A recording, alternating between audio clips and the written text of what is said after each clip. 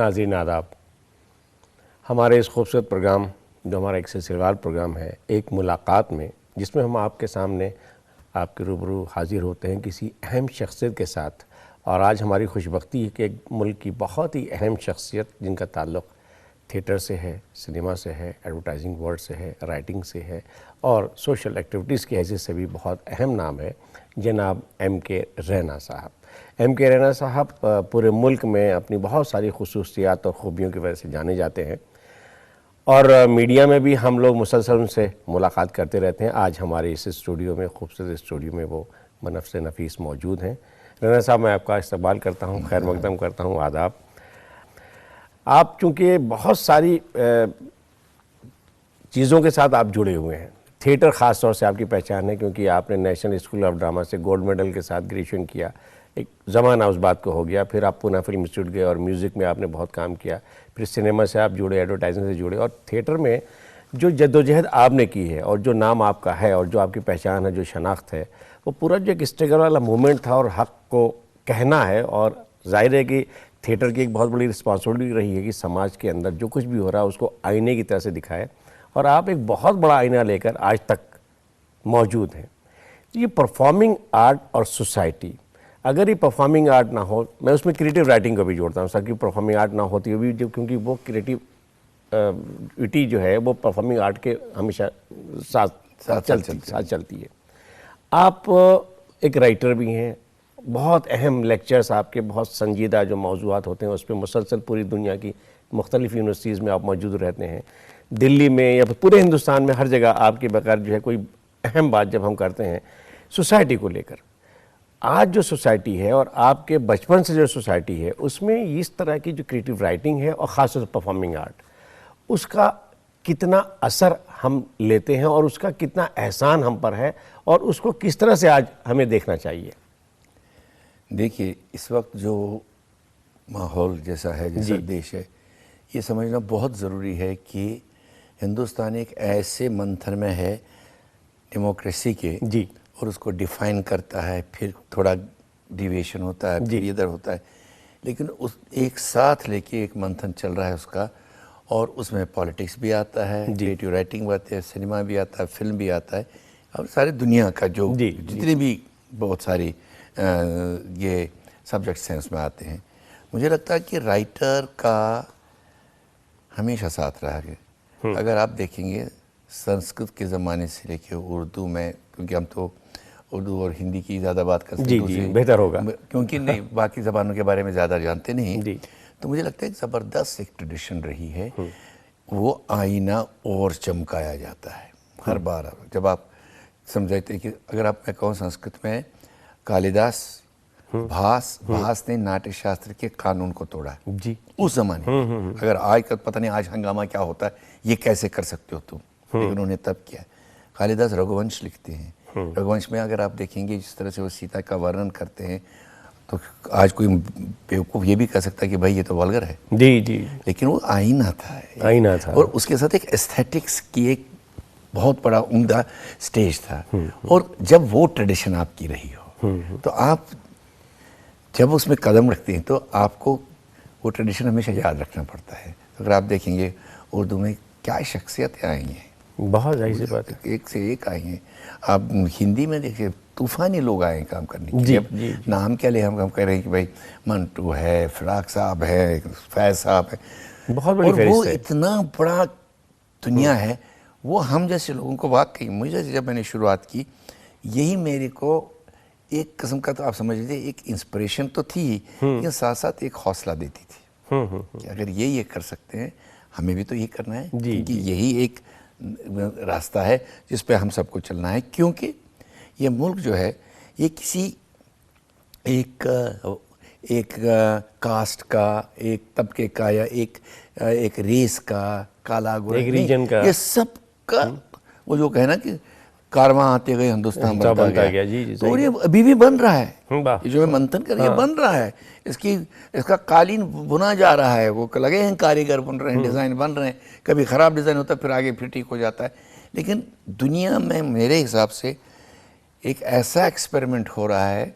European union में आपने देखा ब्रिटेन निकल गया, जी, हमारे यहाँ चल रहा 7 साल हो गए आज़ादी के बाद, उससे पहले भी था जी। तो मुझे लगता है कि जितना भी आईने की एक जो इंस्पिरेशन रही है, चाहे आप देखो टैगोर है, प्रेमचंद है आपके पास गांधी को मैं लिटरेरी फिगर ज़बरदस्त मानता हूँ। जब वो लिखते थे जी, मतलब बहुत लिखा है। वो डॉक्यूमेंट जो है टैगोर और गांधी की जो खतो किताबत आपस में है, वो आप जब पढ़ेंगे तो आपके होश उड़ जाते हैं।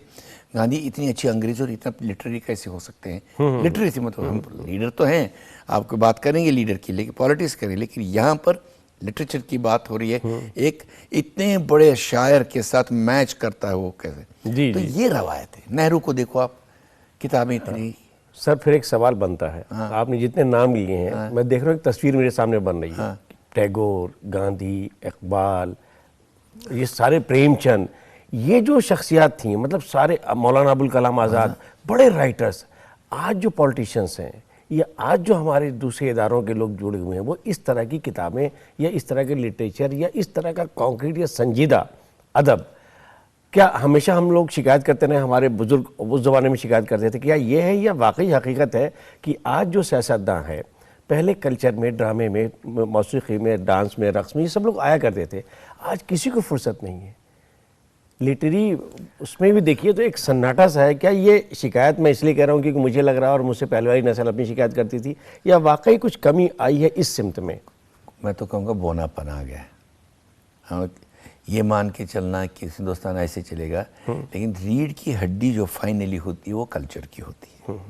हुक्मरान का नाम नहीं लिया था, उसे कल्चर उसने जी। और मुझे लगता है कि वो चैलेंज इस वक्त आर्टिस्टों के पास है कि क्या हम सियासतदानों के पास पहुंच सकते हैं, वो हमारे पास पहुंच सकते हैं, ताकि बातचीत हो। उसमें ऐसा भी नहीं है कि हिंदुस्तान के पार्लियामेंट में पढ़ने वाले नहीं है। जी, मतलब अगर मैं बहुत से नाम पी चिदम्बरम ने अभी बहुत बड़ी क्रिटिकल एक है हमारी वो क्या नाम है उनका, जिन्होंने वो लिखी थी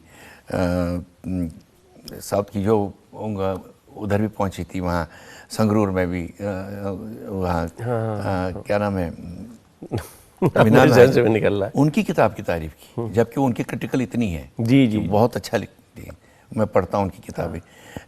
ये तो रवैया रहा है हमारे, नहीं है जी, हमेशा पूरा आपका तरीका ये नहीं होगा कि पढ़े लिखे हुए ही सारे मिलेंगे। ईमानदार मिलने चाहिए, मेहनतकश मिलने चाहिए मुल्क को चलाने के लिए। उनकी भी कमी नहीं है, लेकिन ये मैं मानता हूँ कि कल्चरल सेंसिबिलिटी, उसमें थोड़ा बौनापन समझ में है, वो है, मैं मानता हूँ। लेकिन आपने अपने, मतलब जिस तरह से आपका मिजाज रहा है, क्योंकि आप साइंस ग्रेजुएट रहे हैं, फिर साइंस ग्रेजुएशन करने के बाद आपको लगा कि नहीं, परफॉर्मिंग आर्ट में मुझे जो है मेरी, मतलब जाहिर है कि शौक़ और ज़ौक़ जो कुछ रहा होगा खींच के लाया और आप नेशनल स्कूल और ड्रामा तक आए। ये जो सफ़र आपका था साइंस से आर्ट की तरफ, ये क्या चीज़ें रही होंगी जिसने आपको? नहीं, मुझे लगता बहुत अच्छा है कि साइंटिफिक टेम्पर, साइंटिफिक सोच, रैशनल सोच बहुत काम आता है क्रिएटिव आर्ट्स में। जैसे आप समझ लीजिए, आप नावल लिखते हैं जी, या आप एक कविता लिखते हैं, गज़ल लिखते हैं, नज़म लिखते हैं, आप उसमें भी वही प्रिंसिपल साइंटिफिक स्ट्रक्चर होता है। और स्ट्रक्चर को खड़ा करने, उसको समझने के लिए नावल का भी एक स्ट्रक्चर होता है। जैसे मैं हमेशा कहता हूँ, भाई एक बिल्डिंग बना देता है एक राइटर, जी, तुम्हें उसके खंबे नहीं दिखते हैं क्योंकि दीवारों में वो छुपे हैं, जिसकी वजह से बिल्डिंग इतना बाहर उठाई हुई है। हाँ। वो खंबे जो होते हैं वो बनाना, वो आपको साइंस सिखाता है। स्ट्रक्चर क्या होता है, जी, वो किस तरह से उसको किस डिज़ाइन में बाद में करते हैं, वो बाद में होता है। लेकिन पहले जो नींव पड़ती है, जो बीज होता है, और बीज के अंदर टाइम भी फंसा होता है, जी, उसके अंदर स्पेस भी फंसा होता है। इसको टाइम एंड स्पेस लिटरेचर में कहते हैं। और टाइम एंड स्पेस को कैसे एक कलाकार, पेंटर, शायर, नॉवलिस्ट उसको कैसे उभारता है, किस तरह से उसको सजोता है, कैसे उसके नगीने इधर के इधर लगा देता है, तो आप कहते हैं बहुत, ये आपको साइंटिफिक टेम्पर से मिलता है। तो वो आपके काम आया, बहुत काम आया, बहुत काम आया। हाँ, क्योंकि थिएटर तो बिल्कुल अलग है। अच्छा, थिएटर ऐसा कुछ ज़्यादा मुश्किल नहीं है इन द सेंस कि अगर आप म्यूज़िक में जाते हैं या फिल्म मेकिंग में जाते हैं या राइटिंग में जाते हैं तो आपको एक चीज़ पड़ेगी। थिएटर में तो दुनिया की सारी चीज़ें हैं, उसमें मौसीकी भी है, उसमें डांस भी है, उसके अंदर ड्रेस भी है, उसमें जो है कॉस्ट्यूम्स भी है, उसके अंदर आपका आर्किटेक्चर भी है, सेट डिज़ाइनिंग भी है। इतने सारे उलूम को मिला के एक थिएटर बनता है, तो बहुत कॉम्प्लिकेटेड नहीं हो कभी लगा आपको? नहीं, जो उस मश्क से निकलेगा ना जी, तो ज़बरदस्त और डेमोक्रेटिक मश्क है। क्या बात। सारे डिपार्टमेंट हैं, लेकिन सारे डिपार्टमेंट्स के डिसीजन एक साथ मिलते हैं। यहाँ से लाइट वाला आया, यहाँ से सेट वाला आया, यहाँ से डायरेक्टर आया, यहाँ से राइटर आया, और फाइनल डिसीजन है कि इसको प्रोजेक्ट को हमें करना है जी, इसको पेश करना है। तो इससे बड़ा डेमोक्रेटिक सिस्टम कहीं नहीं मिलेगा आपको। और इंटरैक्शन जो रहती है, इंटरडिपेंडेंस भी रहती है। मेरी राइटर के साथ भी मेरी इंटरडिपेंडेंस, मेरे डिज़ाइनर के साथ भी, लाइटिंग डिज़ाइनर के साथ भी है, साउंड डिज़ाइन करने वाले के साथ जी भी है। जी जी जी। तो वो मुझे लगता है कि थिएटर में ज़्यादा है, इसीलिए वो। और जो उसको हम कहते हैं, मैं तो हमेशा कहता हूँ कि थिएटर तो एक जमहूरियत का एक सेफ्टी वाल्व है, जैसे प्रेशर कुकर का वाल्व है। आईने की बात की ना आपने, जी जी, प्रेशर वाल्व है, वो सेफ रखता है। अगर ज़्यादा प्रेशर है तो निकाल देता है उसको, स्टीम को फिर रख देता है वापस। अच्छा रैन साहब, हम यहाँ एक यूनिवर्सिटी के ऑडिटोरियम में बैठे हुए हैं, स्टूडियो में बैठे हुए हैं, और यहाँ जो है मॉस्कॉम है, इसमें बच्चों की तरबियत भी होती है। हम आपसे अगर ये कहते हैं कि साहब बच्चे, अगर आप बहुत मशहूर, बहुत कामयाब एक्टर हैं, डायरेक्टर हैं, प्रोड्यूसर हैं, और थिएटर के अंदर, सिनेमा के अंदर आपका पूरे इंटरनेशनल मतलब फेम के आप माशाल्लाह सेक्टर रखते हैं, लेकिन एक्टिंग सिर्फ करके, क्या मैं बच्चों से ये आप मतलब क्या कहना चाहेंगे कि अगर वो एक्टिंग में आते हैं तो उनको किस तरह से अपने आप को तैयार करना पड़ेगा कि वो ज़िंदगी से भी जंग जीत हारे ना? देखिए, एक गलत फहमी जो है कि एक्टर को सिक्स पैक मसल बनना चाहिए, हैंडसम होना चाहिए, अच्छे कपड़े पहनने चाहिए तो एक्टर बन गया जी। ये बहुत ही ख़राब सोच है। ये है कि वो एक इतनी सी चीज़ है, एक्टर को पढ़ना बहुत पड़ता है, सारे लिटरेचर जानना चाहिए उसे, उसको साइकोलॉजी आनी चाहिए, उसे इकोनॉमिक्स, पॉलिटिकल साइंस की समझ होनी चाहिए, पॉलिटिक्स की समझ होनी चाहिए, फ्यूडलिज्म क्या है, प्रोग्रेसिविज्म क्या है। जब ये सब, ये इंटेलेक्चुअल मादा है जी जी। जब तक भेजे में ये सब ये समझ नहीं आएगी, वो अंग काम नहीं करेंगे उसकी, वो बिल्कुल अलग लगेंगे। तो फिर वो इतना ही रहेगा। को बहुत मैच्योर होना चाहिए उसको सोशल साइंस पढ़ना एक्टर के लिए बहुत ज़रूरी है, टेलीविज़न वालों के लिए भी बहुत ज़रूरी। सब जो क्रिएटिव काम करते हैं, सोशल साइंस को पढ़ना अहम है। मैं तो कहता हूँ, मैं जो कोशिश कभी कभी करता हूँ, पहले सोशल साइंस पर जी। मतलब एक सवाल मैं बताऊँगा आपको। मैंने एक इदारे में, बहुत बड़ा इदारा है हमारा यहाँ का, दुनिया में नाम है उनका, वहाँ नए बच्चे आए। मैंने उनसे जब पूछा तो मैं कहा कहाँ से शुरू करूँ, जानता तो नहीं हूँ पहले ही। मैं कहा अच्छा 15 अगस्त का मतलब क्या होता है? जी। अभी IIT के हैं। जी जी जी। तो कहने लगे वो इंडिपेंडेंस डे होता है, झंडा फहराया जाता है स्टेज में। मैं कहा 1947 में जब ये झंडा फहराया गया तब क्या हुआ था? गांधी जी ने झंडा फहराया। अरे यही अरे तो मैं कहा अच्छा कहाँ फहराया था? दिल्ली में। कहाँ पर? लाल किले में। वाह। अच्छा दिल्ली में उस दिन क्या हो रहा था? हाँ। तब आपको समझ आता है कि ये बच्चे एक मिल से निकले जहाँ से उन्होंने IIT क्रैक किया, लेकिन बाकी चीज़ें इन बेचारों के पास नहीं है। बाप ने इनको डाल दिया वहाँ एक कोचिंग सेंटर में, कहीं 3 साल पैसे दिए, ये तो कर गए, लेकिन ज़िंदगी में इनको ये खालीपन धीरे धीरे खाने लगता और गलतियाँ करने लगती। इसीलिए हम जैसे बेवकूफ़ को IIT वालों ने कहा हमें ये कोर्स करके दे दो। तो ये आजकल एक मुजस्सम इंसान, जिसे आप कहते हैं, इंसान, जी जी, एक्टर नहीं, इंसान जब तक ना हो तब तक वो एक्टर मेरे हिसाब से नहीं बन सकता। लेकिन ऐसा पूरी समाज में जो इस वक्त बहुत आपाधापी हो रही है, तेज़ रफ्तारी जो हर आदमी कर रहा है, कि जो बुनियाद है उसकी तरफ ध्यान नहीं हो रहा है। हम इंफॉर्मेशन और नॉलेज और इल्म जो है बच्चों तक ना पहुँचे, बल्कि नंबर ज़्यादा कैसे लाएँ। ये जो आपने कोचिंग सेंटर कहा है, जो कि एक इंडस्ट्री बन गई है, पैरेलल इंडस्ट्री स्कूल्स के में, कॉलेजेस में, इसको कैसे हम बीट कर सकते हैं? क्योंकि हर आदमी चाहता है कि मेरा बच्चा कामयाब हो, उसमें नंबर आया ना बच्चा आपके पास, बड़े इदारे में आए ना, जी जी, अब आपको वहाँ उसको चिजल करना है। आपको ये पता होना चाहिए इसको ये चीज़ें कहीं मिली नहीं, इसको यहाँ देनी है। इंजीनियर जब इंजीनियरिंग करता है जी, उसको कोई भी पार्ट जब बनाना होता है वो एक आर्ट होता है, वो जी हाँ, कोई वो स्कल्पचर पीस होता है। और वो डिज़ाइन जब करेगा, अगर उसको सेंस होगी डिज़ाइन की कितनी पीछे रवायत रही है, ये भी फार बेटर देते। मतलब एक मिसाल दूंगा, जिसने एटम बम बनाया जी, उसका नाम था जे रॉबर्ट ओपेनहाइमर। वो गीता भी पढ़ता था। आइंस्टाइन, ई यूज्ड MC स्क्वायर, बहुत अच्छा वायलिन बजाता था। एडवर्ड टेलर जिसने हाइड्रोजन बम बनाया, बहुत बड़ा पियानिस्ट था। इस तरह आप होमी भाभा पेंटर थे। फिफ्थ सिम्फनी पे पूरा एक एसे लिखा है। जी। और सबसे खूबसूरत बात यह है कि जो मैंने जब उन पे फिल्म बनाई, मुझे मौका मिला, तो ट्रॉम्बे जो है जहाँ पर हमारे रिसर्चर्स हैं, वहाँ पर पहला रिएक्टर जो देखेंगे वो इस शेप में है। तो उनको पूछा गया कि साइंटिस्ट में, अरे ये क्या बना दिया तुमने? MGK मेनन ने मुझे ये बात कही, वो भी उनके साथ काम करते थे। तो उसने कहा समंदर के उस पार जो है एलिफेंटा केव है, वहाँ शंकर के वो है, हम यहाँ पर इसको ऐसा थोड़ी करेंगे कि तो हमने शिवलिंग बना दिया है। ये एस्थेटिक्स है, ये एस्थेटिक्स की बात है। पर अंदर न्यूक्लियर पावर ही है। वो जो जी। कहते हैं कि तांडव करता है, अथाह एनर्जी होती है जी शिव की। Just imagine what he did with it. एक बार उन्होंने ये भी कहा उनको, MGK मेनन को, बाला सरस्वती बहुत बड़ी हिंदुस्तान की लेजेंडरी रही है, उनका डांस चल रहा था, इंटरवल हो गया, MGK मेनन को बाहर आ जाओ, कहते हैं this is what we are missing, this is what we are missing. तो मुझे समझ नहीं क्या कहते हैं, होमी क्या what we are, did you see Bala dancing? Yes, this is what we have to get into our science, perfection. Have you seen Indian sculpture? See the perfection and the greatness of that. That has to come in Indian science. तो ये ऐसा आदमी था। ठीक है, क्या वो renaissance के आदमी थे। जी। सिर्फ अपने सब्जेक्ट पे मगन रहना पर यही सब, लेकिन उसको दुनिया के दूसरी दिशाओं में उसको देखना, परखना, समझना, उधर से कितनी इसकी रेज आएंगी, वो रेनेसांस है जी, जो साइंटिफिक एटीट्यूड के साथ चल सकता है। अभी बड़े शहरों में, ख़ास तौर से मेट्रोपॉलिटन में, हिंदुस्तान में बड़ा स्ट्रेस हो रहा है।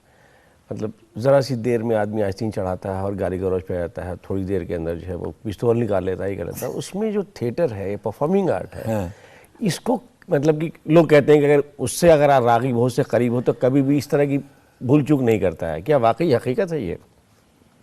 नहीं, ये तो खैर these are the statements, I don't believe in that. There are pressures on human. आजकल प्रेशर है हम पे, हर बच्चे पे प्रेशर है। उसका मैं देखता हूँ बच्चों का वो बस्ता जो होता है, जो पीछे होता है, वो बोझ होता है, यकीनन। वो हंसना भूल जाता है। वो जब उसके ज़िंदगी के खेलने के दिन हैं, आप उसको बोझ पे बोझ, बोझ पे बोझ, फिर भेज दें कोचिंग स्कूल में, तो बात है जी। उसको नहीं। इसीलिए एजुकेशन का जो डायरेक्शन है, जो सिमत, उसको बदलना होगा, उसको तोड़ना होगा, उसको इगैलिटेरियन बनाना होगा। अगर आपको याद होगा, ये टैगोर, मौलाना आज़ाद, ये सब ये कहाँ पढ़ते थे? कि 10 अरबिक भी पढ़ते थे, हिंदी भी पढ़ते थे, उर्दू भी पढ़ते थे, अंग्रेजी भी पढ़ते, और वो कहाँ से आता था? जी। सेल्फ एक्सप्रेशन का कहाँ से आया? लेकिन इसके साथ साथ मुझे लगता है कि एजुकेशन की जो दिशा हमारी है, वो ज़रा सी गड़बड़ है। उसमें हम इस बच्चे को एक पेड़ जैसा नहीं बनाना चाहते कि इसकी एक डाल ये भी है, इसकी डाल एक ये भी है, इसकी ये, और जब उसका थोड़ा सा छोटा है तो छाया भी थोड़ी देगा, जब बड़ा होगा बड़ी छाया देगा। वो नहीं हो रहा है। और उसके लिए मतलब कि कुछ इंस्टीट्यूशन जो प्राइवेट हैं बहुत कम है, उन्होंने ध्यान आया है, काफ़ी लोग का ध्यान है। जैसे अगर आपको याद होगा, ड्रामा अब एक सिलेबस में आ गया है, एक सब्जेक्ट बनेगा। क्रिएटिव आर्ट्स में, अप्लाइड आर्ट्स में भी आ गया। मतलब अस्पताल में भी आप थिएटर कर सकते हैं, आप जेल में भी थिएटर कर सकते हैं लोगों को ठीक करने के लिए। अगर साइकोलॉजिकली स्ट्रेस्ड है, उसमें भी थिएटर काम आता है। तो ये सब चीज़ें अब वो जो छोटी देर में बस ही एंटरटेन करना है हमें, शाम को आएंगे तो हमें एक ड्रामा देखे, हम खुश हो गए, एक्टर ने क्या डायलॉग है, उससे अब निकल गया थिएटर अब आ गया, एप्लीकेशन उसकी बदल गई, उसकी डेफिनेशन और वैसी हो गई, और ढाई बन गया। इसलिए आपको एक्टर नहीं बनना जरूरी है। आपको अगर अपना आपको करना है, हिस्ट्री क्लास करना है, तो आप थिएटर का इस्तेमाल कर सकते हैं। आपको mathematics you can teach through theatre. तो ये सोच आई है। I hope it cracks faster, क्योंकि फाइनली तो गवर्नमेंट को करना होता है। हम तो, तुम और हम तो ख्याल ही दे देंगे ना। हाँ, सही सी बात है। उनके पास मशीनरी है, उसको कैसे करेंगे। जैसे मैं बताऊंगा, कश्मीर में मैंने काम किया, वहाँ जो बच्चे इस टेररिज्म को देख के मतलब तुम बिलीव नहीं करोगे, उनको ये भी नहीं पता कि पूरा दिन किसे कहते हैं। घर जल्दी जाना, स्कूल महीनों बंद। हमने उनके साथ जब वर्कशॉप्स किए, कसम से कह रहा हूँ, मैं भागना चाहता था, रोना आता था इन मासूम बच्चों को देख के। जो दिल कहता है वो कहना नहीं चाहते, जो चेहरे पर दिखता है वो मुंह से निकलता नहीं है, सप्रेस खौफ की ज़िंदगी, खौफ की ज़िंदगी में। और उसमें ये क्या होता है, उसकी साइकोलॉजी ख़त्म हो जाती है, उसका सेल्फ एक्सप्रेशन, सेल्फ एस्टीम ख़त्म हो जाता है। तो theatre help us to do that. हमने बहुत सारे कितने कितने 50-50 के ग्रुप्स करते रहते थे, 10-12 दिन के साथ काम करते, एंड 12 दिन में वो फूलों की तरह कैसे खिलते थे। कॉन्फिडेंस आप लौटाते थे। नहीं, क्रिएटिव बनाना, हाँ, क्या अदर थिंग इज पॉसिबल। तुम नज्म लिख सकते हो। मुझको तो क्लास से फेंका उन्होंने एक बार, आप गड़बड़ करते हो बाहर जाओ, हमें खुद करने दो direct. They directed a whole play themselves. लेकिन हम अंडर एस्टिमेट नहीं कर सकते इनको, हमें अपॉर्चुनिटी देनी, हमें ऐसे ज़मीन पैदा करनी है जहाँ ये सारे बीज उगाए, ये एक्सप्रेशन निकल कर आए कि मतलब कि हमारे अंदर जो कुव्वत है। जी जी जी जी। अच्छा, आप हिंदुस्तान के मतलब बहुत सारे इदारे जो हैं, तालीमी इदारे, एजुकेशनल इंस्टीट्यूशंस हैं, उससे जुड़े हुए हैं, आपके लेक्चर्स बराबर होते रहते हैं, आप वहाँ जाते रहते हैं। ये एक यूनिवर्सिटी है जो जिसकी उम्र बहुत ज़्यादा नहीं है। मतलब हम अपने बच्चों को तालीम में अगर थिएटर को इंट्रोड्यूस करें तो कौन से सब्जेक्ट्स में किस तरह से करेंगे ताकि वो मतलब ईजी उसके लिए हो जाए और वो ज़्यादा के ज़्यादा। पहला मुझे लगता है कि मैं पहले से थोड़ी बात बताऊंगा। मेरे वालिद जो थे हमेशा कहते तुम उर्दू और संस्कृत सीखो। उर्दू और संस्कृत दोनों? जी जी। उनके दोस्त दोनों थे, मेरे घर पढ़ाने आए, दोनों ने मुझे उस ज़बान से नफरत कराना सिखाया। इतना कॉम्प्लिकेटेड करते थे। अच्छा। ये नहीं कि देख हम तुझे एक नज्म सुनाएंगे। वो गर्दान में मारा मुझे, हाँ, रटो रटो और रटो। ये दो चश्मे में मुझे फंसाया। और वो कहता है इसका मतलब है भ। वो समझ ही नहीं रहा था कि मुझे समझ क्यों नहीं आ रहा है, तो हमने छोड़ दिया सारा। हाँ, जाहिर है कि समझ गए ना। इसीलिए ज़रूरी है कि कोई भी चीज़ अगर पहले उसकी एप्रिसिएशन सिखाई उसे। वाह। अगर वो मतलब जैसे आप बताऊंगा, स्कूलों में बड़ा एलोकेशन होता है। मेरी बच्ची एक बार आई तो कहने लगी मुझको हिंदी पोएम रिसाइट करनी, तो वो बड़ी कॉम्प्लिकेटेड पोएम थी उसके बाद। मैं कहा ना बेटा आता है, तो मैं सीधी पोएम नहीं, वो नहीं चलेगी। मैं कहता कर तो सही, कर तो ले। सिंपल सी पोएम, जब जब सिर उठाया अपनी चौखट से टकराया, बाहर की अंदर की दीवारी कहते हैं सर झुका के आओ, बाहर का अंबर कहता सर उठा के चलो, जब जब सिर उठाया अपनी चौखट से टकराया। जब उसने वहाँ कही, टीचर ने कहा तूने ये पोएम कहाँ से लाई?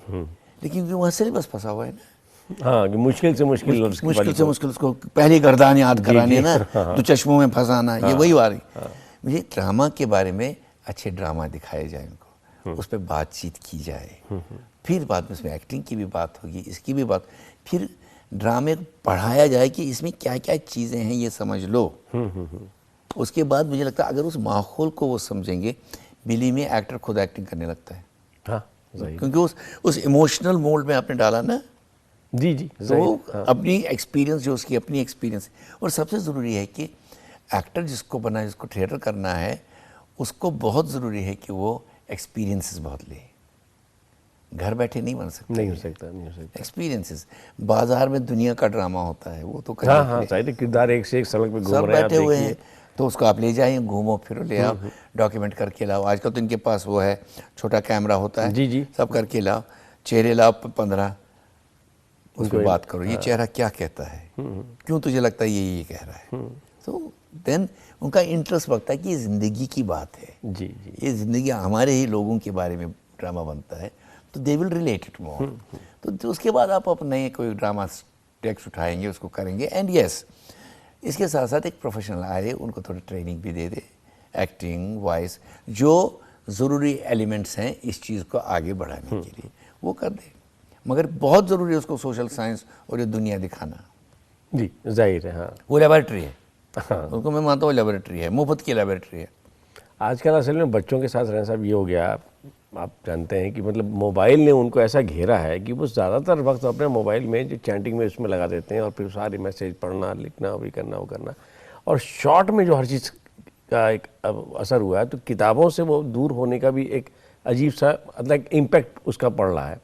मतलब बच्चे को मालूम है कि मुझे पढ़ना ही है, पढ़ के ही मुझे आगे बढ़ना है, लेकिन फिर भी वो सोचता है कि उसे नेट से निकाल लो, ब्रीफ में इंफॉर्मेशन मिल जाएगी, और कौन इतनी देर किताबों से पढ़े। तो ये जो एक नफ्सियाती तौर पर एक तब्दीली आ रही है, अब बच्चे जो मैसेज दे रहे हैं, मतलब अक्सर तो मेरी समझ में नहीं आता है, इतना शॉर्ट में वो मैसेज होता है, इतने हर लफ्ज़ को उन्होंने 1/4 रखा है। अनीस, एक चीज़ बताइए आप मुझे, आपका बच्चा आपसे इंटेलिजेंट है, ज़्यादा है? उसकी उम्र के टाइम पे देख लो। जी जी जी, है ना? है। दुनिया के बारे में हमसे ज़्यादा पता है ना उसे। जी। हाँ, ये गलत फहमी है हमारी बात में कि वो शॉर्ट करेंगे। जब उन्हें ढूंढना होगा तो वो भी ढूंढेंगे। मेरी मानने को तैयार नहीं हुई है। मुझे खोज उड़ा देते हैं यंगस्टर्स। अभी मैं आज जब मैं आ रहा था तो मैं ये सोचा था कि यंगस्टर्स के साथ रहने के, उनके साथ काम करने में कितना मज़ा आता है। मेरी जो हम लोग हैं, वो तो मुझे लगता है उनको रिटायर होकर घर बैठना चाहिए। वो बदलना ही नहीं चाहते। नया ये नहीं सोचते दौर बदल गया, ज़माना बदल गया, टाइम स्पेस बदल गया, रफ्तार कुछ नहीं आ गई है। बच्चे की बात सुनना बहुत ज़रूरी है। वो क्या रहा है जी, ना मास्टर सुनता उसकी बात, ना वालिद सुनते। वो सुनना, वो सिग्नल देता है तुम्हें। तो मुझे लगता है कि हमारे बच्चे हमसे ज़्यादा आगे हैं। नहीं बिल्कुल, वाकई जिस रफ्तार से वो चल रहे हैं, और ख़ासतौर से जो इलेक्ट्रॉनिक जो वो जूझ रहे हैं जिससे, जी, मजाक नहीं है। हम तो अपने गांव में बैठे रहते थे। हाँ, बाद में दिल्ली आए। जी। वो तो पहले दिन निकल गए, बम्बई निकल गए, कदा कोई देता, कोई सिंगापुर जाता, कोई कहीं जाता, निकल गए। नहीं, तो खैर हकीकत है कि जो फैसले वो कर लेते हैं, हम अपनी उम्र में हिम्मत नहीं करते थे। सवाल ही नहीं था। और ये भी इसलिए कर सकें कि आपने उनको उसके लिए तैयार किया। जी। आपने क्यों ऐसे तरबियत दी फिर? आप ख्याल आपने भी दिया ना, तो आपका भी उसमें हाथ है ना। यकीनन है। तो आप सेलिब्रेट कीजिए इसको। और ये जो आज अभी भी है चल रहा है, अरे हमारा ज़माना बहुत अच्छा था, आज बहुत ख़राब है, ये बहुत बेकार है। मुझे लगता है आज का ज़माना ज़्यादा चैलेंजिंग है, ज़्यादा अपॉर्चुनिटीज़ हैं, ज़्यादा पॉसिबिलिटीज़ हैं। हमारे ज़माने में क्या पॉसिबिलिटीज़ थी? मैंने ट्रेन देखी है 16 साल की उम्र में। हाँ, 5 प्लेटफॉर्म पे चक्कर मारे, अरे ट्रेन ये होती है। अब वो ज़माना है थोड़ी है। अब तो जाहिर सी बात है कि अरे बटन दबाया, सारी इंफॉर्मेशन सामने है। नहीं, सब कुछ बदल गया, हर चीज़ बदल गई। पहले हम लोग जहाज़ पे कभी, दूरियां भी कम हो गई, दूरियां बहुत कम हो गई। हम तो आइसोलेटेड जिंदगियों में रहे। जी। हम उसी में खुश रहते थे, अपने गांव के पेड़ में बुलबुल देखते रहते थे। हम समझते आज भी वो बुलबुल, हाँ ये है कि हमें चाहिए उसके, यार बुलबुल भी एक चीज़ है, ये भी देख लो, बाकी तेरा भी ठीक है। वो नहीं तो बटन दबा कर कहते डैडी बुलबुल ही है। जी। वो नहीं देखा। अच्छा रैन साहब, आप एक बहुत ही नामवर अदाकार हैं। अब हमारी तारीफ नहीं की। नहीं, मैं अभी तारीफ नहीं कर रहा हूँ, हकीकत बयान कर रहा हूँ, हकीकत बयान कर रहा हूँ। वो तो सुन लीजिए, वो तो सुन लीजिए। और उसी तरह से आप एक बहुत मशहूर डायरेक्टर हैं। ये एक आदमी का एक्टर भी होना और डायरेक्टर भी होना, जब आप डायरेक्ट कर रहे हैं और आप एक्टर भी हैं, ये टकराव कभी आपके अंदर होता है जिस वक्त आप फ्लोर के ऊपर होते हैं? नहीं। कैसे मैनेज करते हैं आप? नहीं, अगर आपको ख्याल होगा कि मैं जब डायरेक्ट करता हूँ खुद एक्ट नहीं करता हूँ, कभी नहीं करता, मुश्किल है। तो अब ज़्यादा डायरेक्शन का चस्का लगा है। अब लोग मानते हैं कि मैं एक्टर भी हूँ, तो उनके लिए मैं एक्ट कर सकता हूँ। अच्छा। अपने ड्रामे में खुद करना 2 बार देखा था हमने, एंटिगनी में और जी। ओपेनहाइमर में, बहुत बोर होता। मतलब मुझे ये देखता है एक्टर ने ऐसा क्यों बोला, तो इसको ऐसा बोलना था। तो आपकी कॉन्सेंट्रेशन भी कभी कभी चली जाती है, तो वो नहीं कर पा। बट यस, डायरेक्शन में अपना मज़ा है, एक्टिंग में अपना मज़ा है। ने वाकई कम किया है अपने ड्रामों के अंदर एक्टिंग। दूसरी का सिनेमा में, सीरियल्स में, हर जगह आपने किया है। लेकिन ये जब आप बैठते हैं और कोई डिज़ाइन कर रहे हैं, ब्लॉकिंग कर रहे हैं सीन को, तो उस वक्त एक्टर को आप दबाकर एक ऐसे डायरेक्टर, मतलब आपकी सारी की सारी क्वेश्चंस होती हैं, शतरंज जो बिछाते हैं आप बिछाते हैं। चाहे आप फिल्म बना रहे हो, वही आपके पास अपना नक्शा होना चाहिए कि मैं ये काम इस तरह से, ये मेरा नक्शा है। फिर आप अपने सारे लोग जो आपके साथ काम करने वाले, मीटिंगें करते रहते हैं, पढ़ते रहते हैं, अपने ख्याल उनको बताते हैं कि मैं ये करना, इसमें ये करना चाहता हूँ। फिर सबसे बड़ा ज़रूरी होता है कि इतने ब्रेन जो तुमने साथ लिए, वो सभी ब्रेन तेरे उस प्रोजेक्ट को काम करें। जी। तो उस लेवल पे लाना, उस वेव लेंथ पे लाना, उस सोच को बराबर लाना में, वो डायरेक्टर का काम मेरे लिए बहुत है। कि मैं कभी कभी तो, क्योंकि शायद मैं एक्टर हूँ, मैं एक्टर जिसको मैं डायरेक्ट करता हूँ उसके दिमाग में बैठा होता हूँ, मुझे पता उसको दिक्कत क्या आ रही, I can see it. May be others नहीं देख पा रहे हैं, लेकिन मैं देखता हूँ, तब मैं उसको एज ए एक्टर हेल्प करता हूँ। अदरवाइज मैं उसको अपने छोड़ता हूँ, आइडियाज़ देता हूँ, ये है ये क्योंकि वो भी तो एक ब्रेन है, वो भी तो अपना निकालेगा, और मैं क्यों उसको रोकूं, और मैं ही दे दूं सारा चम्मच से। और उससे ये होता है कि फिर उसका कंट्रीब्यूशन बेचारे का क्या रहा, उसका कंट्रीब्यूशन भी चाहिए। कभी कभी मैं आजकल रिहर्सल में चुप बैठता था, होने दो, आज ऐसे चलने दो रिहर्सल, फिर शाम नोट्स लेता हूँ, नोट्स के टाइम पे कहते हैं ये नहीं, ये बंद करो, ये मुझे लगा इसमें ये, इसको यहाँ कर सकते, जी, जी, क्योंकि तब वो उनके आइडियाज़ काम करने लगते हैं, वो अपना ब्रेन लगाते हैं। अच्छा, इसका जो सोहबत एक चीज़ होती है ना साहब, साथ कलीग्स, पूरी जो आपकी जिस कम्यून में आप काम कर रहे हैं, अगर उसमें भी बहुत कंपटीशन हो या बहुत सारे टैलेंटेड लोग एक साथ खड़े हों तो उसका भी असर पड़ता है शख्सियत के ऊपर। मतलब आप उस खुशकिस्मत लोगों में से हैं कि जब आप नेशनल स्कूल ऑफ ड्रामा में आए तो एक से एक नामवर लोग उसी वक्त उसी बैच में आपके पैदा हो रहे थे। मतलब आपके क्लासमेट्स में बड़े बड़े नामवर अदाकार और डायरेक्टर पैदा हुए। मतलब कुलभूषण खरबंदा हैं, ओमपुरी हैं, नसीरुद्दीन शाह हैं, के रैना है, मनोहर सिंह है। तो ये वो भी आपको, आप जिस कामयाबी पे पहुँचे, बुलंदी पे पहुँचे, शोहरत जो आपको मिली, वो कंपटीशन भी मेरे ख्याल से आपको उससे एक ताकत क़ुव्वत मिली होगी। चैलेंज मिलता है, चैलेंज मिला था।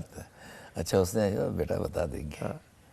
मतलब कुछ चीज़ें तो होता क्या, जब पॉलिश्ड एक्टर होता है ना, जी जी, वो जब परफॉर्म करता रहता है तब भी वो कुछ न कुछ नया करता रहता है, और वो तुम्हारे लिए नया है। जब एज ए को एक्टर तुम उसके साथ, तुम्हें भी कुछ करना पड़ता है ना, ऑन द स्पॉट। क्योंकि ये सब लोग उस वक्त तो किसी का नाम नहीं था, लेकिन जाहिर है कि अगर ओमपुरी थे या कुलभूषण खरबंदा थे, उमशीपुरी थे, मनोहर सिंह थे, नसीरुद्दीन शाह थे, ये सब लोग, आप लोग जब साथ साथ फ्लोर पे रहते होंगे तो मतलब उनके अंदर कुछ तो होगा ना, कि मतलब कुछ नहीं, वो टीम स्पिरिट एक होता है, लेकिन हाँ। शैतानी होती थी। अब तो होती थी, यंग भी थे, हाँ। तो आज कुछ खेलें इसके साथ। अच्छा। वो बोलते नहीं थे हम ये करेंगे, और वो इतना सांप की तरह खड़ा होता, उसे ये क्या, and you will do something else, and then you, उसने चैलेंज फेंका।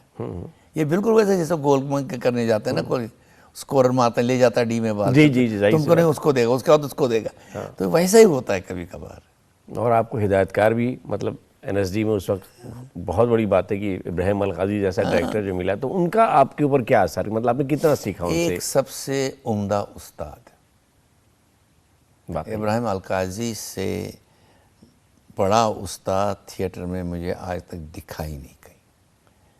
इतना ईमानदार उस्ताद कि वो घर का खाना छोड़ के, एक लड़का अगर कमज़ोर है क्लास में, इतवार के दिन उनके पास 9 बजे सुबह हॉस्टल में आके अलग जाके पढ़ाता था। वाकई बहुत बड़ी बात है ये, गजब की बात। हर बच्चे पर नज़र, वो लाइब्रेरी जाता है कि नहीं जाता है, लिस्ट उनके पास पड़ी होती थी। हमारा तो डर लेता, पता नहीं अब कहाँ पकड़ेंगे, हाँ, क्या करेंगे। अरे लाइब्रेरी में एक दिन जैसे मुझे क्लास में आए, मैंने कहा रैना आज काफ़ी दिन से आप लाइब्रेरी नहीं गए हैं, हम अब क्या जवाब दोगे? नहीं गया था, सही बात। मैंने कहा नहीं सर मैं गया था, वो मैंने किताब पढ़ी। क्या किताब पढ़ी? मैंने कहा सर डॉल्स हाउस इब्सन का। अरे डॉल्स हाउस बहुत अच्छी बात। अच्छा ऐसे करना, अगले हफ्ते मुझे उस पर एक नोट बना के देना। वाह अगर हमने झूठ भी बोला फंस गए ना। तो मतलब वो इतनी उम्दा उस्ताद थे। 3rd ईयर तक जब हम पहुँचे, क्वेश्चन पेपर इम्तिहान का 1 महीने पहले आपको दिया जाता था। वाह, और चैलेंजिंग है, ये ज़्यादा डेंजरस हो गया। कहते और जो किताबें हैं ना लाइब्रेरी में वो मैंने पढ़ी हैं, वो नहीं लिखना, नया लिखना, सोचना नया। इसलिए तुम अलग सोच रहे हो, उस पर ये वही सवाल तुम कर रहे हो, अलग अलग सोच। उसके बाद उनको लगा था ये एक लड़का गया था ब्रिटिश इंटरव्यू में देने के लिए, वो ठीक नहीं किया इंटरव्यू। इतने परेशान हुए थे तो उन्होंने कहा कि जो ये पेपर तुमने किया, अब इस पर सेमिनार होगा। वाह। टीचर इंचार्ज रहेगा, सारा स्टाफ रहेगा, स्टूडेंट्स रहेगा, कोई भी सवाल करेगा। पहले टर्म में तो सबके हार्ट फेलियर होने लगे थे, ऐसी बात है। लेकिन धीरे धीरे सबका डर निकलने लगा, और चाय पिलाते थे उसमें, कॉफ़ी पिलती, बिल्कुल मैच्योर मामला था। जैसे आप किसी बोर्ड मीटिंग में बैठे, बाद में जब ख़त्म होता था कहते थे अच्छा आप ये बताओ सबसे अच्छे ज़्यादा नंबर किसको मिलेंगे? अरे नहीं सर वो आप खुद कर दीजिए। नहीं अच्छा तो ये तो बताओ कि अच्छा सब बेस्ट कौन था, फेल कौन हुआ? फेल कोई नहीं हुआ, यही बोलना था। जी जी। But he used to invite you up to that level. ऐसा उस्ताद कहाँ मिले? जी जी। ये तो हाँ। और अगर आपके पास कोई क्वेरी थोड़ी सारी कोई ऐसा है, नहीं उनको पता है, कहेंगे 2 दिन दे दो मुझे, पढ़ के आएंगे, समझाएंगे। किताबें आपको थमाएंगे, ये किताबें पढ़ो, तुम ये पढ़ रहे ये भी पढ़ो, ये अच्छी चीज़ है, ये पढ़ो। तुम शेयर करते थे बहुत। उस्ताद की जितनी खूबियाँ थी मेरे ख्याल से वो सब, और उतना ही है, कोई बदतमीजी हमारी हिम्मत नहीं होती थी। जी जी। क्योंकि वो डिस्टेंस भी वो रखते थे, और सबसे ज़्यादा उनमें जो था कि वो एक हाई प्रोफेशनल स्टैंडर्ड आपसे डिमांड करते थे। यहाँ नहीं, यहाँ जी जी जी। ये आपका उस्ताद है, या पता नहीं कर तो रहे, क्या कहेंगे, कोई हमेशा ही होता क्या कहेंगे। लेकिन जब आपने अच्छा किया पर आप दाद देंगे, was a wonderful thing you did. एक बार मुझे याद है, मैं यागो का कर रहा था रोल ओथेलो में, बम्बई में। मनोहर सिंह हमारे ओथेलो बने थे। हमारी क्लासमेट थी वहाँ रीटापुरी, उसने कहा देखो इसको आज ये कर क्या रहा है, इज नेवर डन। वो था भी वो शो, मुझे आज भी याद है। कुछ पता नहीं कौन सी एनर्जी थी वो कि मैं इतना सटलिटीज़ में करता गया, पर टीचर विंग से पकड़ लिया आपको। हाँ। और जब मैं बाद में डायरेक्टर बना तो उन्होंने मेरा एक ड्रामा देखा तो कहा कि तुम, मैं तब ड्रामा स्कूल से निकला था, तो कहने लगा तो वहाँ आ जाओ, बात करनी है तुमसे, 9 बजे आ जाना। जी 9 बजे आए, पिन्नी में नहीं चाय मिलती थी, हाँ, मिलती थी। 2 चाय आई उनके लिए, मेरे लिए, और दरवाज़ा का उनको जो पियान थे उनको बंद कर देना। कहता मैंने कल तेरा ड्रामा देखा, I want to talk to you as a equal, not as my student. मैं सर क्या करें? नहीं, इससे बड़ी तारीफ नहीं हो सकती। ये तुमने बहुत, ये कहाँ से सीखा तुमने? ये क्राउड सीन जो तुमने किया, ये कहाँ से किया? It was so beautiful. मैं कहा सर आपसे सीखा। तो नहीं, मेरा तो ऐसा नहीं होता है। मैं कहा नहीं सर, आपका जैसा नहीं होता है, बट देन फिर अब थोड़ा क्रिटिसिज्म भी कर दूँ, वहाँ गड़बड़ है ना, वहाँ सर है, वो था भी, ये था। लेकिन कहा लास्ट में उन्होंने कहा कि एक बात याद रखना है, इस मुल्क में कितना भी तुम अच्छा काम करोगे, muck will be thrown at you, मगर अगर तुम्हें लीड करना है तुम्हें खुद फ्रंट में खुद रहना है, खुद करके देना है। वही उनके साथ, वही उनका मुद्दा था। जब हमने मेघदूत ऑडिटोरियम बनाया जो आज हिस्टोरिकल बना है, उसमें हम सब लोगों ने मजदूरी की, हाथ से सुना लिपाई करते थे। लिपाई नहीं, खुदाई, लिपाई, पत्थर उठाने, ईंट उठाने, टोकरी, वो भी टोकरी चलाते थे, हम लोग भी चक्र। स्कूल का 2:30-3 बजे तक काम हो, उसके बाद 3 घंटे मजदूरी का काम। वो डिग्निटी ऑफ लेबर भी आपको देती थी। बिल्कुल, ये कोई काम छोटा नहीं है।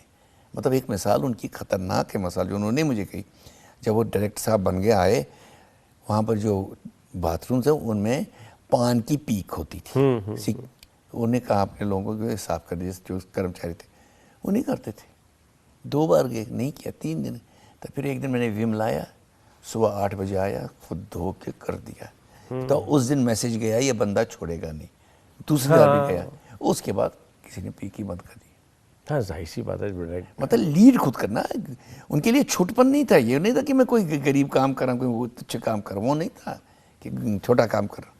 ये भी ज़रूरी है, इसमें भी तो अपनी डिग्निटी रखना। ऐसा टीचर अगर मिले तो जाहिर सी बात है पूरी ज़िंदगी आप जैसे सर नहीं भूल पा रहे हैं। हमेशा आप कंपेयर करेंगे उनको। जी करेंगे।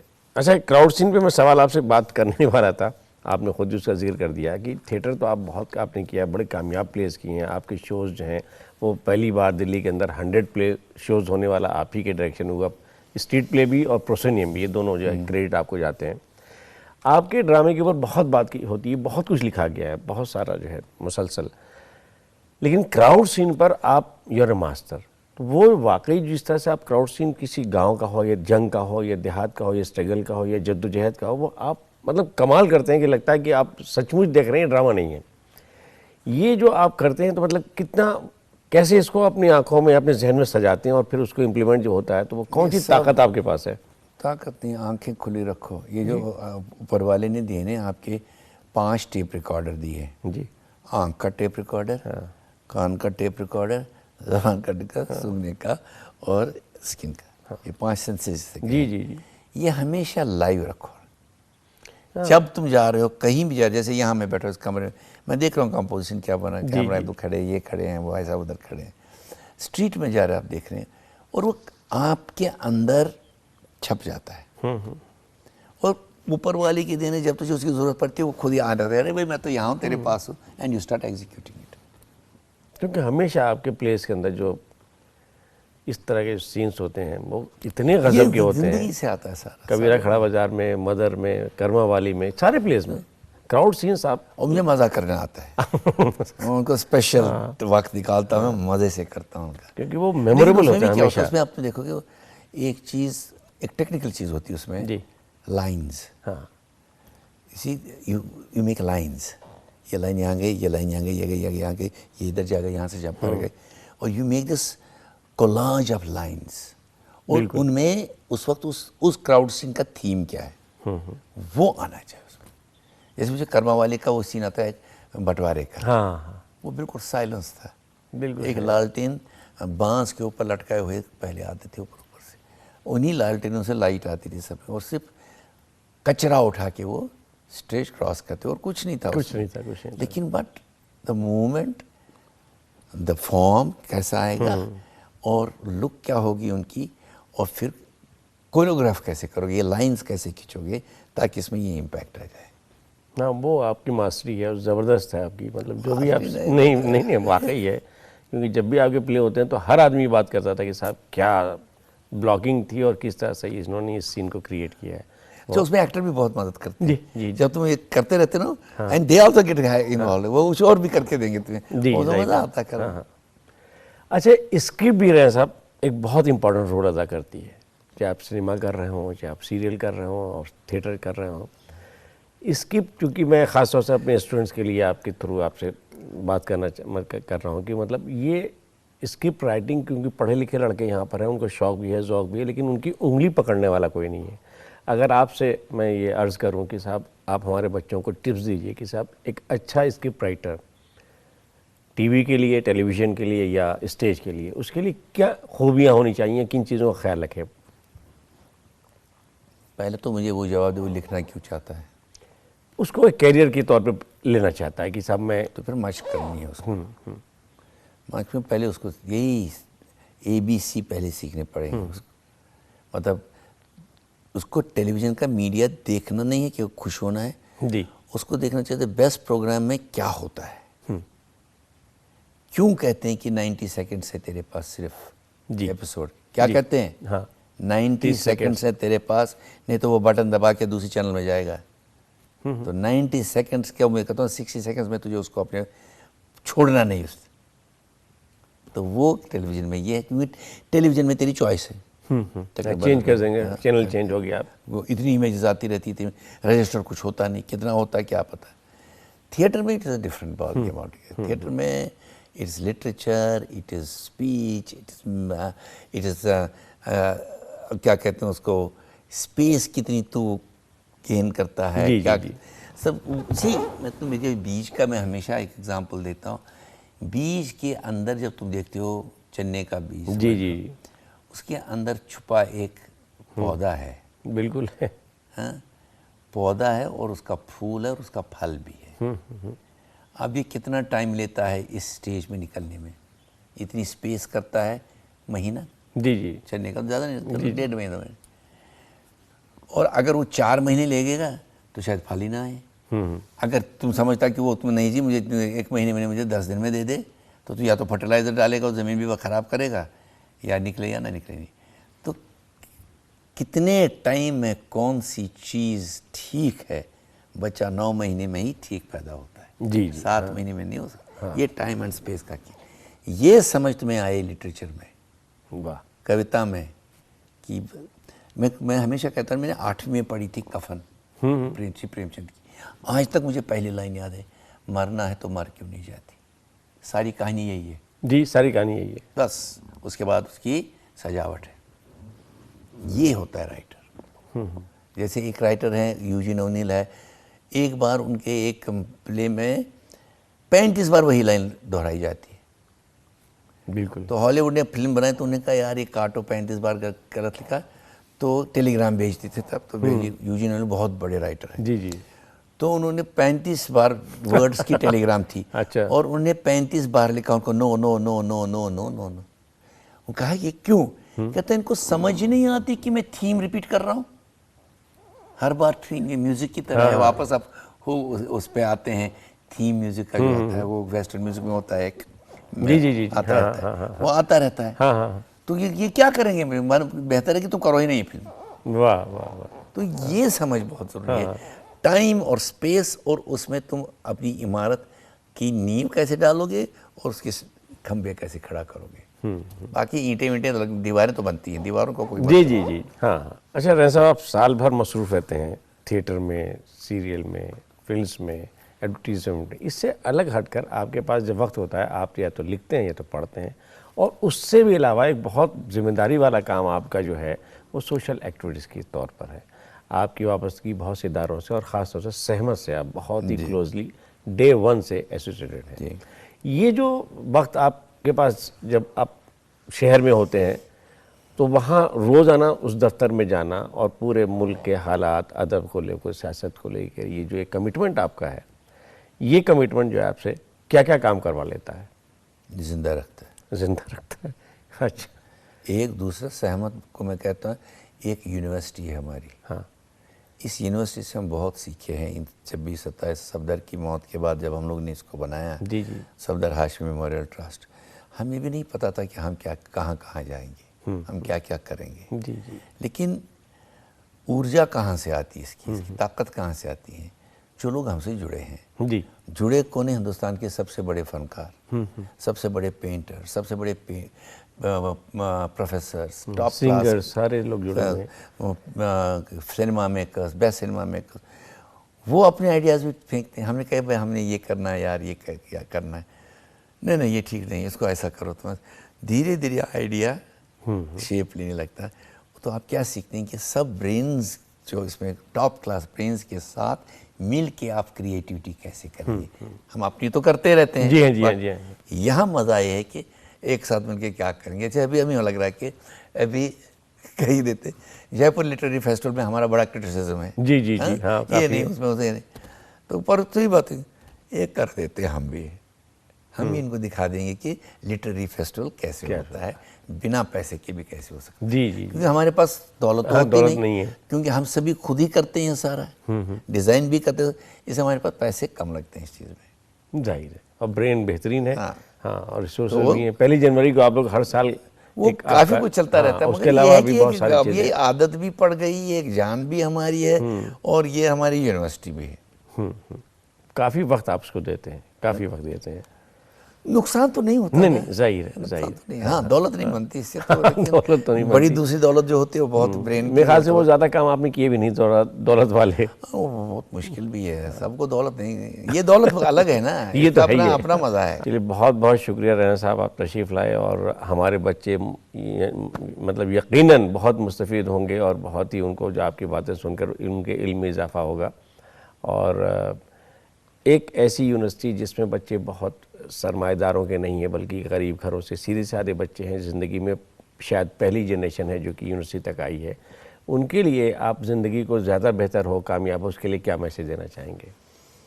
भैया ये अपॉर्चुनिटी हाथ से नहीं गंवाना।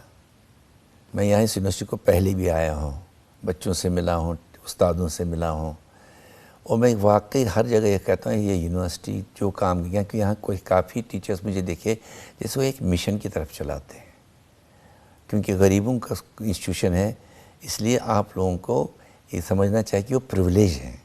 आप लोग को प्रिविलेज दी गई यहाँ काम करने के लिए, कम ये फीस है, बहुत कम फैसिलिटीज़ है। एक गरीब देश में ऐसी यूनिवर्सिटी मिले गरीबों के लिए और क्या चाहिए। आपके हाथ में आपका मुस्तकबिल है, इसलिए आपको उसके कॉम्प्रोमाइज़ नहीं करिएगा, उस पर लगन लगाइएगा, करिएगा, इसका बेस्ट इस्तेमाल कीजिए इस यूनिवर्सिटी में, ताकि आप आगे बढ़ जाएं। तो आपका मुल्क का भी फ़ायदा है, आपके घर का, आपके गांव का, आपके प्रदेश का भी फ़ायदा है, हमारा भी फ़ायदा है उसमें। बहुत बहुत शुक्रिया रैना साहब, बहुत बहुत शुक्रिया।